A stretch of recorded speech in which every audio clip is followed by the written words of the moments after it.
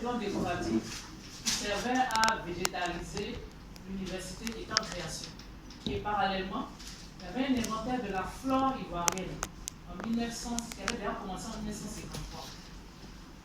Et au cours de cet inventaire auquel le professeur Akiasi participait, il avait déjà remarqué qu'il y avait la destruction de la flore. De 16 millions d'hectares en 1880, selon la bibliographie, en 1988, on était à 2,5 millions d'hectares de forêt. Donc, on se demande bien aujourd'hui combien d'hectares on a de forêt en Côte d'Ivoire.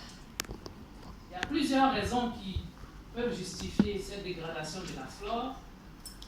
La forêt est dégradée pour faire des billes de bois, la forêt est exploitée pour faire des plantations, il y a le défrichement, les feux de brousse, il y a les plantations industrielles, il y a les opérations immobilières, la construction de routes.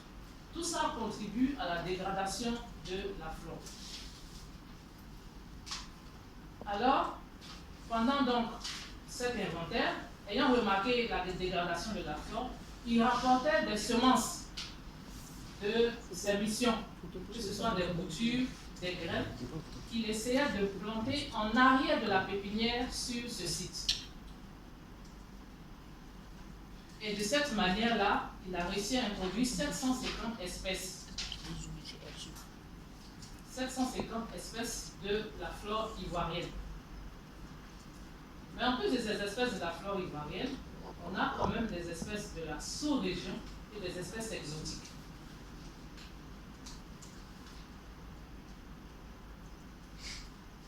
Le Centre national de floristique donc, a été créé par décret 73-347, finalement, le 11 juillet 1973. Il a une superficie de 10,35 hectares.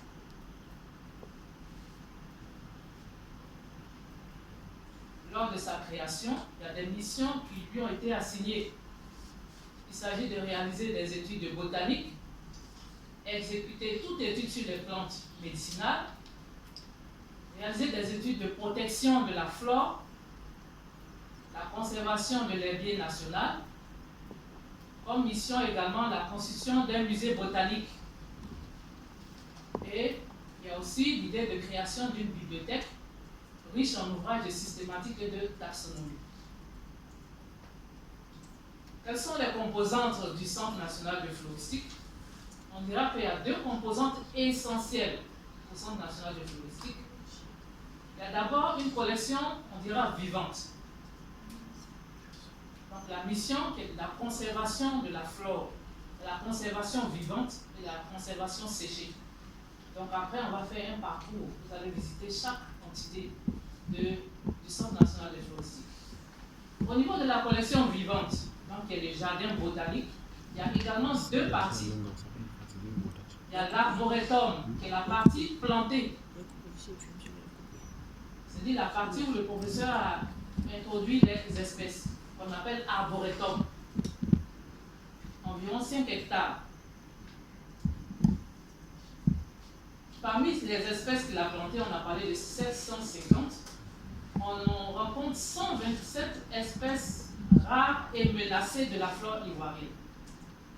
C'est-à-dire des espèces qui sont pratiquement en train de disparaître dans la nature. On les retrouve ici dans le jardin. À côté de ces espèces rares et menacées, on appelle des espèces ayant un statut particulier pour la flore. On a également des espèces emblématiques.